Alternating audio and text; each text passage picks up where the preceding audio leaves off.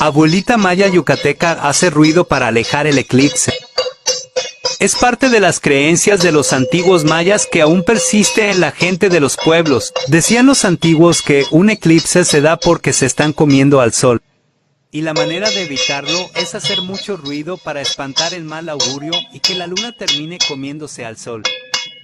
Esta tierna abuelita aún mantiene la creencia y su tradición, así que este 14 de octubre con una sartén y una vela hizo ruido para que el sol vuelva a alumbrar. Así de hermosa es la tradición en los pueblos de Yucatán.